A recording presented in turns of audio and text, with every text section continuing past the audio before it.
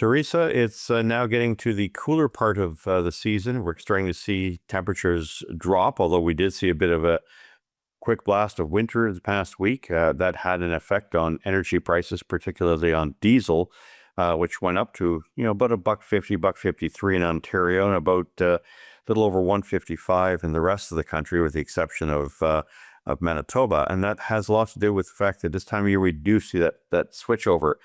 Gasoline tends to fall, or at least not move in price, while diesel starts to escalate. And we haven't really hit that cold blast that is a signal of winter, and that could happen probably by the end of next week. I would expect that given diesel inventories, or what they call distillate inventories in the United States, are 8% below the 5-year average, that sets us up for higher prices for diesel, for home heating fuel, for natural gas, and even propane. So get ready, buckle up. If you need to fill up these things, do it now, because in a week or so, you may very well regret this. Now, we've seen gas prices across Canada move up from the 135 range to about $1.39. So about a 3 or 4 cent net increase this week. Some of it due to the weakness in the Canadian dollar. Again, we price all of our energy in U.S. terms, whether or not we make it here or not. All commodities are priced in U.S. dollar. That, of course, brings in the bigger picture as to why people feel their purchase power is going out the window. Well, we don't have a lot to invite global investors into Canada to buy the things that they truly want. You block them, or you virtue signal through your net zero that you don't want oil and gas or manufacturing or mining or agriculture, well beyond tariffs, because I know it's easy and cute for the media to blame everything on the tariffs, but no, this has a lot to do with our own domestic policies that are in fact at the core of driving up inflation and the cost of living. And that isn't just limited to blocking pipelines, preventing tens of billions of dollars of potential revenue from coming into Canada. It also, we have obviously a spending problem, a very serious, I would say, historical spending problem, which is going to show up one way or another, whether it's Fitch ratings that's going to downgrade our credit, or whether it happens to be, the inability for the country to stop this madness of spending more than we take in, just to sustain and to virtue signal our environmental creds. I point out that, we see that Mark Carney has come out with yet another 4 or 5 announcements on his dream wish of making Canada an energy superpower.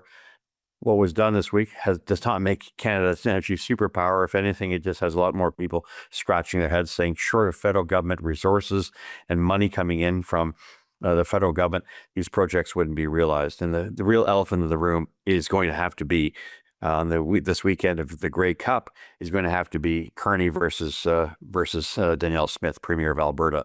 You recall back in June, Smith had set a detail of the things that Alberta had expectations for. One, getting rid of the no tanker ban, the pipeline caps on emissions, the no future agreement on making pipelines possible. That is to say, the impact assessment analysis had to be removed.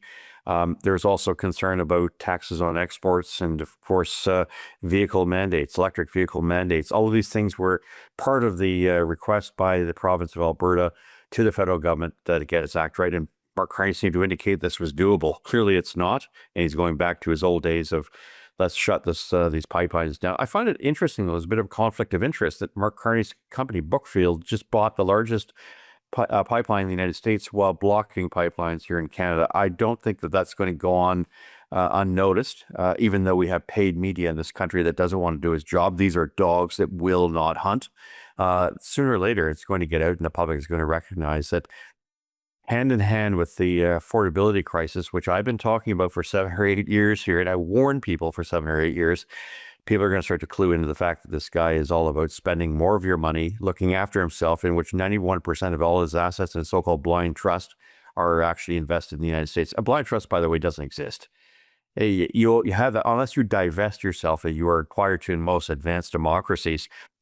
It is unseemly for a country like Canada to allow its leader to have such massive exposure to the kind of assets that are out there. But I know this goes well beyond energy, but it is actually core to the issue of energy, because if you have an actor who has an interest in trying to curb energy production and energy revenues by diverting those to his own company or to his own interests, direct or indirect, it stinks to the high heavens, and it has to be looked at. So for Canadians who still believe that it's all time to fight the elbows up, I remind you, your fellow Mark Carney has accomplished nothing when it's come to removing tariffs, and if anything, has made Canada a lot poorer than it was, say, 7 or 8 months ago. So after 7 or 8 months, it's a minority government, may not last forever.